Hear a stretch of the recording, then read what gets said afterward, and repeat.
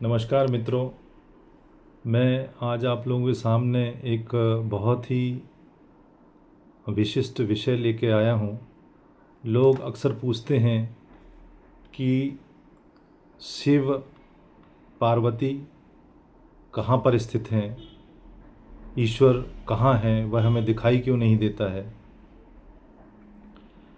तो इसका आज मुझे सबसे सटीक उत्तर मिला है, जो कि शिवाद्वैत कथन नामक एक अध्याय है श्री लिंग महापुराण के 75वें अध्याय में शिव के निर्गुण एवं सगुण रूप का निरूपण किया गया है। क्योंकि हम सभी लोगों के पास समय बहुत कम है इन सब गूढ़ विषयों को जानने के लिए, तो मैंने सोचा क्यों ना बहुत बड़ा आडंबर ना करते हुए सीधे ही बात की जाए। आप वीडियो के विषय पे, कंटेंट पे ज़्यादा ध्यान देना, क्योंकि वही सबसे महत्वपूर्ण है। मैं आज संस्कृत के श्लोक के साथ साथ उसका अर्थ भी आप लोगों को बताऊंगा। ऋषः ऊचुः, ऋषिगण बोले, निष्कलो निर्मलो नित्यः सकलत्वं कथम गतः वक्तुमर्हसि चास्माकं यथा पूर्वं यथा श्रुतम्।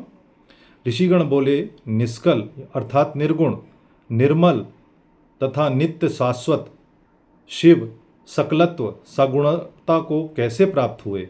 हे सूत जी, आपने जैसा पहले सुना है उसे हम लोगों को बताइए। यहाँ पे ऋषियों ने सूत जी से सवाल किया है कि वह निर्गुण से सगुण रूप में अस्तित्व में कैसे स्थित हैं, इसके विषय में कृपया बताइए। सूत उवाच, सूत जी बोले, परमार्थ विदः केचिदुजुः प्रणव रूपिणं विज्ञानमिति विप्रेन्द्राः श्रुत्वा श्रुतिशिरस्यजम्। सूत जी बोलते हैं, हे श्रेष्ठ विप्रों, कुछ तत्वज्ञों ने उपनिषदों में शिव को अजन्मा सुनकर उन्हें प्रणव रूप विज्ञान कहा है।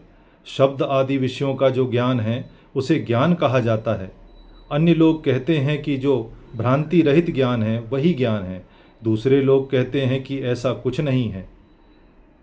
शब्दादि विषयं ज्ञानं ज्ञानमेत्यभिधीयते तज्ज ज्ञानं भ्रान्तिरहितमित्यन्येनेति चापरे। यज्ज ज्ञानं निर्मलं शुद्धं निर्विकल्पं निराश्रयं गुरुप्रकाशकं ज्ञानमित्यन्ये मुनियो दुजाः।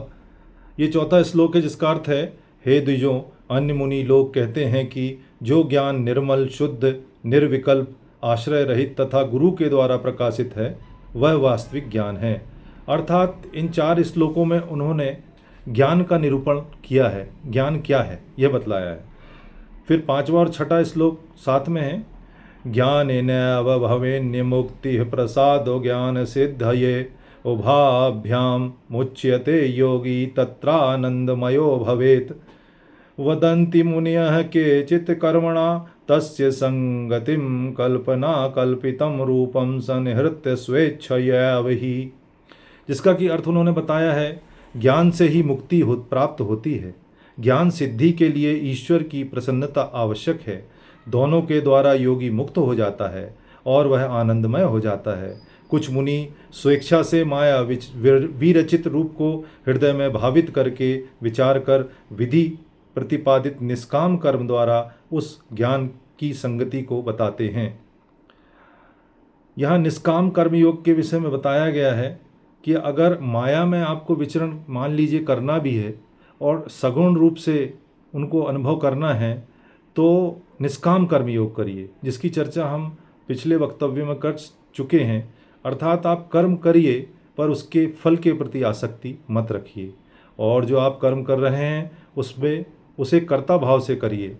कर्ता भाव से नहीं करिए, अपितु उसे शिव के चरणों में या ईश्वर के चरणों में समर्पित कर दीजिए, जिससे कि आपके अंदर आसक्ति का उद्भव नहीं होगा और आपके अंदर आप ईश्वर की पूजा कर्म के रूप में कर रहे हैं, ऐसा ही भाव बना रहेगा। आज के लिए इतना ही मित्रों, धन्यवाद।